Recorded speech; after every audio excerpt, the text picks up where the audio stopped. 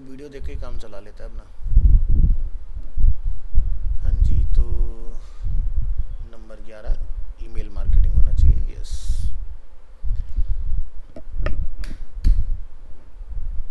चलिए email marketing, let's market your relay their campaign messages to the broadcast possible target audience or customize it to a single customer profile depending on their past interaction and experiences।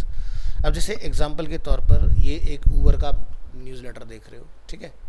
तो यहाँ पर क्या है कि अगर आपने Uber पर अपना कोई अकाउंट वगैरह बनाया और अभी तक आपने कोई राइड नहीं ली, तो आपको कन्विंस करने के लिए, इम्प्रेस करने के लिए वो एक प्रमोशन आपको साथ शेयर करें, भाई ये प्रोमो कोड आप ट्राई करो तो आपकी फर्स्ट राइड जो है 50% फ्री हो जाएगी।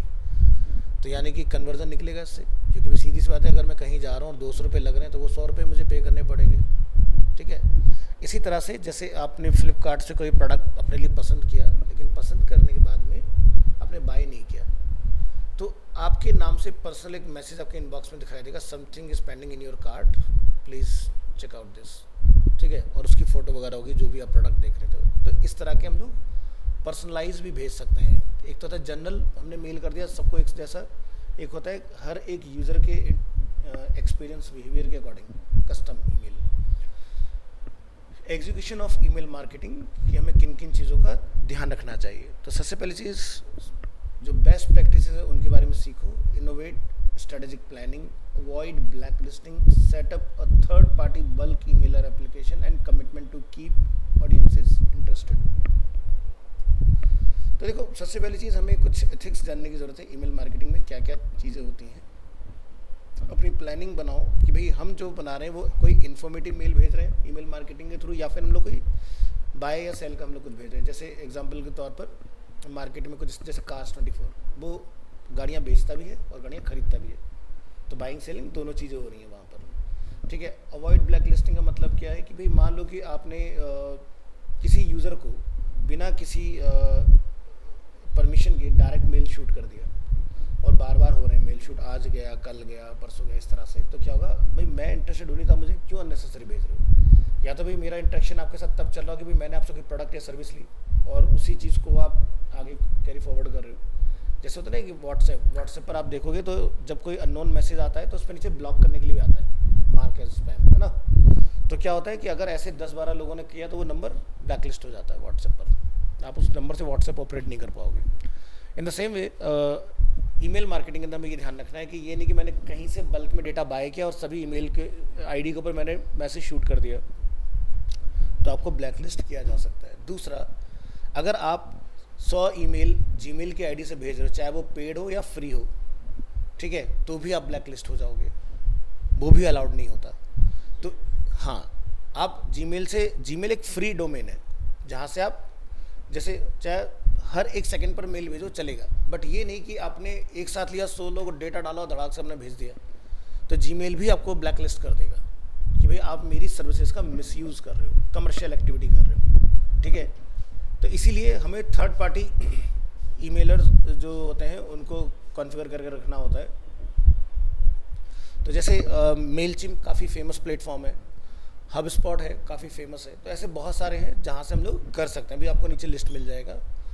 और लास्ट क्या है, commitment to keep audiences interested. अब आपने कोई प्रोडक्ट या कोई सर्विस किसी से बाय की, तो उसको इंगेजमेंट बनाए रखने के लिए आज की डेट में क्या करते हैं, जैसे कि बहुत सारी कंपनियां व्हाट्सएप का सहारा लेती हैं, बैक टू बैक थोड़ी बहुत देर में आपको अपडेट वहाँ से उसके थ्रू आता रहता है, या फिर ईमेल के थ्रू आपको इंगेज रखा जाता है। क्योंकि जैसे सीधी सी बात है, अगर हम लोग ऑफिस वगैरह में हैं तो हम लोग ईमेल को ज़्यादा प्रेफर करते हैं, ठीक है, प्रोफेशनली, और पर्सनली हम लोग व्हाट्सएप को ज़्यादा प्रेफर करते हैं। तो दोनों ही मीडियम का आज की डेट में अच्छा खासा यूज़ होता है। व्हाट्सएप तो अब ग्लोबली हो गया, क्योंकि हर बंदा, चाहे भले से कोई, जैसे इंडिया का कौन सा होता है वो जो मैसेंजर है जो हम लोग यूज़ करते, टेलीग्राम, ठीक है, तो आजकल लोग टेलीग्राम पर भी काफ़ी, क्योंकि वहाँ लिमिट नहीं होती, आप जितना मर्जी डेटा भेज सकते हो वहाँ से।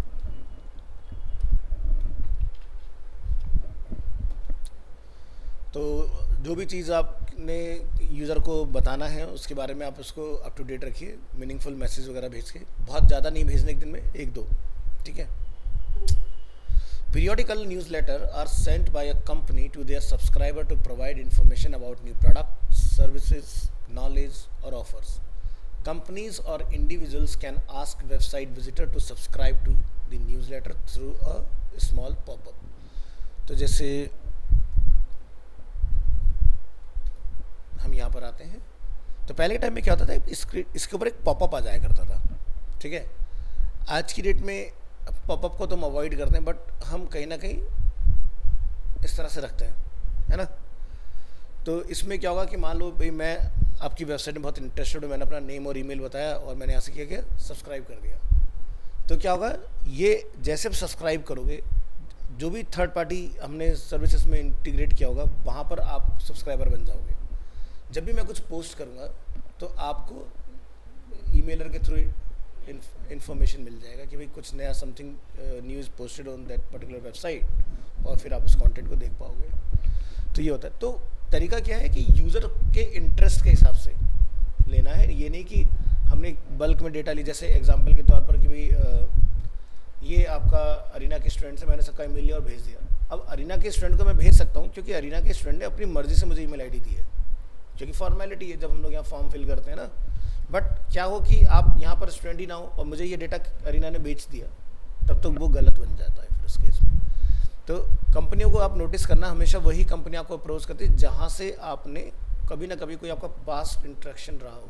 जैसे आप लिवाई स्टोर गए, शॉपर स्टॉप गए या बिग बाज़ार गए, जहाँ भी आप जाते हो, तो वो आपसे एक क्या करते हैं, एक कम्युनिकेशन क्रिएट करने के लिए आपसे पूछेंगे सर आपका कोई यहाँ का कार्ड वगैरह बना, आप कहोगे नहीं है सर, फ्री ऑफ कॉस्ट से बनवा लीजिए, बस अपनी डिटेल लिख दीजिए इसके अंदर, आपने अपना फ़ोन नंबर, अपना ईमेल, अपना मैरिटल स्टेटस, या अगर मैरिड है, अनमैरिड है, एनिवर्सरी वगैरह, उसको सब आपने लिख के दे दिया उन्हें। तो क्या होगा कि आपको कस्टमाइज्ड ऑफ़र जो है SMS मार्केटिंग के थ्रू, ईमेल मार्केटिंग के थ्रू फिर वहाँ से आने स्टार्ट हो जाते हैं। क्यों? क्योंकि मैंने खुद वो फॉर्म फिल करके आपको दिया है। हाँ, अगर आप इंटरेस्टेड नहीं हो तो हर एक ईमेल के अंदर एक फ़ीचर दिया होता है। खैर ये पेड वाला अकाउंट है तो इसमें नहीं मिलेगा, फ्री वाले अकाउंट पे हमें जाना पड़ेगा इसके लिए। तो जब भी हम लोग कोई ईमेल देखते हैं, जैसे आप ये देखें, तो आपको ऊपर या नीचे कहीं पर अनसब्सक्राइब का ऑप्शन मिलता है। अनसब्सक्राइब अगर मैंने इसको किया तो ये कंपनी फिर मुझे कभी भी मेल वगैरह नहीं कर पाएगी, ठीक है।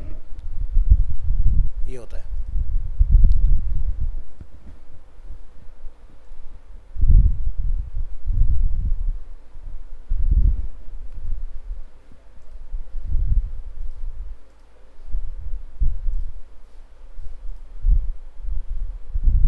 What do newsletters provide? Help to bring traffic to the website. भाई न्यूज़लेटर में लिंक्स होते हैं, हम टैप करेंगे आपकी वेबसाइट पर आ जाएंगे। Help to maintain relationship with the customers and some tools with strong marketing automation feature. अब जैसे यहाँ पर आप देखोगे कि जैसे व्हाट्सएप पर आप मैसेज भेजते हो तो डबल टिक मतलब डिलीवर हो गया, सिंगल टिक मतलब हमारी तरफ से चला गया, उसको रिसीव नहीं हुआ, उसका नेट बंद हो सकता है, कुछ भी हो सकता है रीज़न। ब्लू टिक मतलब रीड हो गया, है ना, इस तरह की चीज़ें। बट जीमेल से जब हम लोग किसी को मेल भेजते हैं तो हम उसको ट्रैक नहीं कर पाते हैं, ठीक है। तो उसके लिए हमें क्या करना पड़ता है, इस तरह के कुछ हमें सर्विसेज बाय करनी होती है, जैसे basic delivery statics of newsletter. यहाँ पर आप देखोगे, थोड़ा सा जूम कर देते हैं आपके लिए अगर देख पाएँ आप, सेंड कितने हुए, कितने % ईमेल ओपन हो चुके हैं। 1976 में से 21% ईमेल ओपन हो चुके हैं, उनमें से 1.56% क्लिक हो चुके हैं और 0.25% लोगों ने अनसब्सक्राइब कर दिया हमें, ठीक है। रेट क्या रहा है वो आपको यहाँ दिख जाएगा, और यहाँ पर आप देखेंगे लिस्ट हमने जो भेजी है वो आपको यहाँ पर मिलेगी। तो देखो क्या होता है ना कि पेड सर्विस हम लोग ईमेल मार्केटिंग की लेते हैं, तो हम ये भी पता लगा सकते हैं कि किसने मेरा ईमेल किसी को फॉरवर्ड किया, किसने ईमेल ओपन कर लिया, किसने वहाँ से क्लिक किया, अंदर कोई बटन था और वो कहीं चला गया, और वहाँ से अगर उसने कोई सेल परचेज कर ली तो वो भी मुझे पता लग जाता है। तो वो कोई बंदा मुझे ये नहीं कह सकता कि सर मैंने तो ईमेल देखा ही नहीं, है ना, जबकि वो तो गया हुआ आपके पास। तो इस तरह का हमें बेनिफिट मिलने वाला है। मैं आपको प्रैक्टिकली जब करूँगा तो करके दिखाऊंगा अभी कि कैसे काम करती हैं चीज़ें।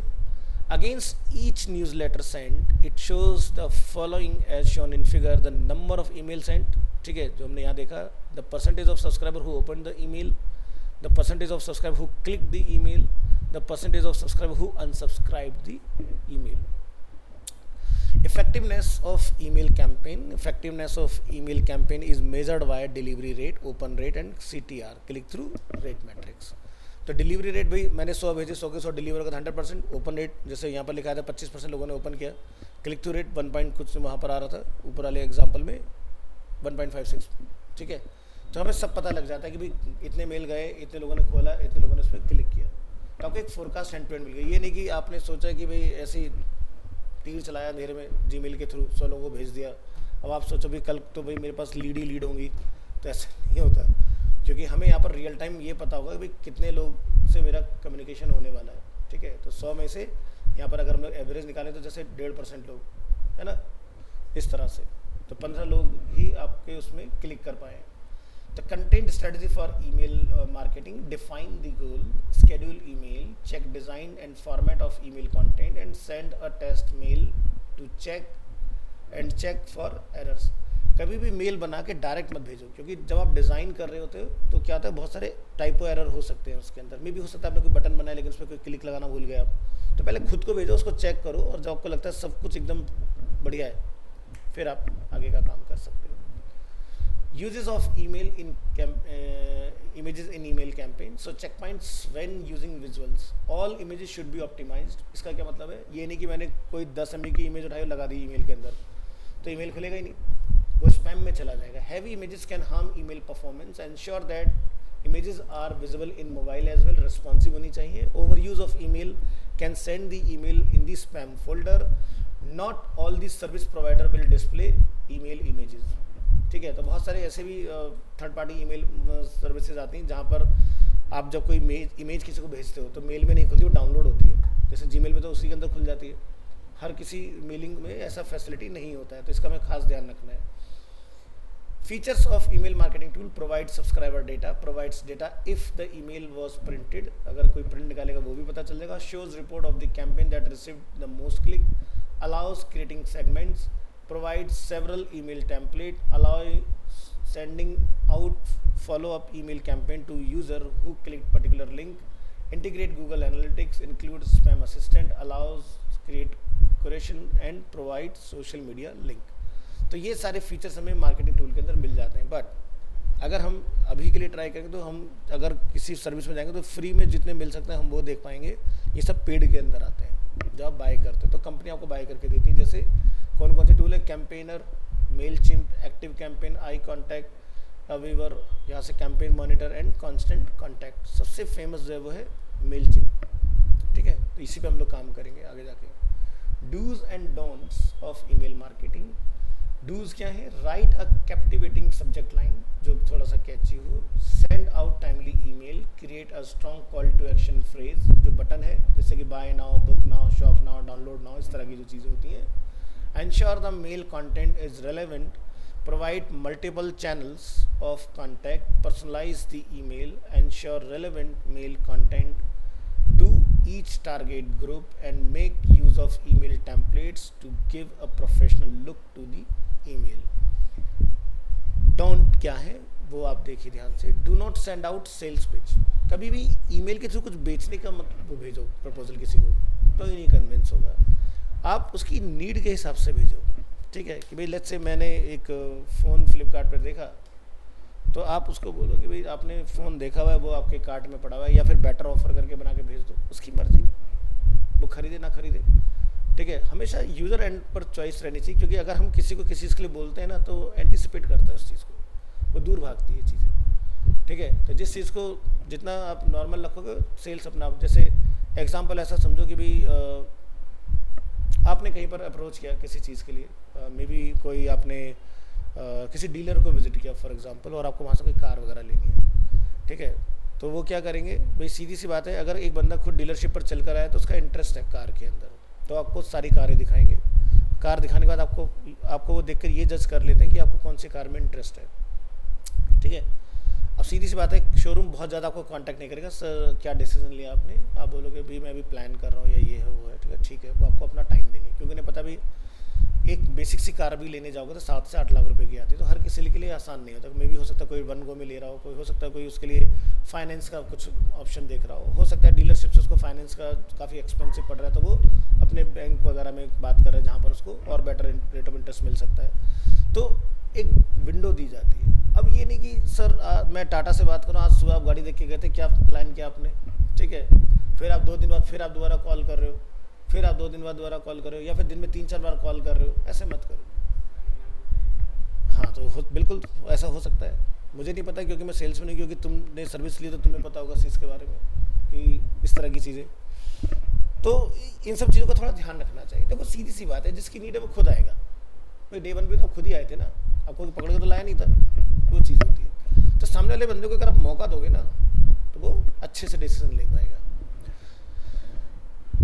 Next, do not send out email to people who have not opt for, यानी कि जैसे मैंने सब्सक्राइब किया नहीं और तुम मुझे मेल भेज रहे हो, भाई क्यों भेज रहे हो, है ना, तो मैं आपको वहाँ पर ब्लैक लिस्ट में डाल सकता हूँ, unsubscribe.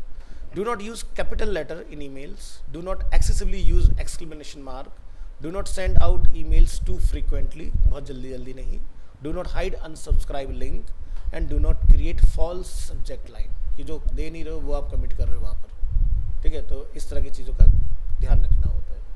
So email marketing offers excellent features such as email trackers to know which email reached, blocked और बाउंस।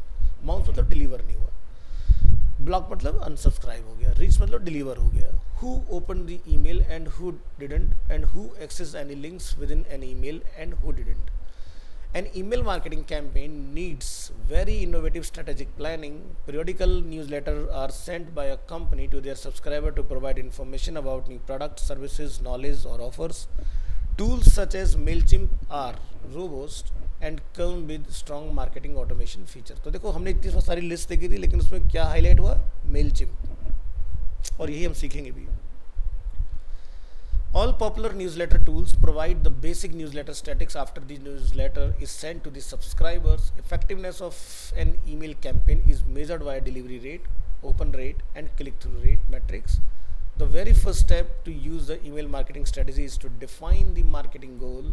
Attractive images can यहाँ पर कुछ मिस्टेक है इसमें। Attractive images can क्या होगा, ब्लर नहीं, कुछ और ही है। The subscriber to open and click the email, although there are no strict guideline on creating an effective email strategy, there are a few dos and don'ts of email marketing. ठीक है, तो ये था आपका ईमेल मार्केटिंग से related topic. Next हम लोग सीखेंगे गूगल एनालिटिक्स। ठीक है, ये आपका नेक्स्ट क्लास पे कराएंगे हम लोग। ठीक है, तो आज का टॉपिक था हमारा ईमेल मार्केटिंग का। तो एनालिटिक्स जो होता है काफ़ी इंपॉर्टेंट रोल प्ले करता है, कि जैसे किसी वेबसाइट को जब हम लोग बनाते हैं तो एनालिटिक्स में हम लोग डाल देते हैं, उससे मुझे ये पता चलता है जियोग्राफिक एंड डेमोग्राफिक, ठीक है, और टेक।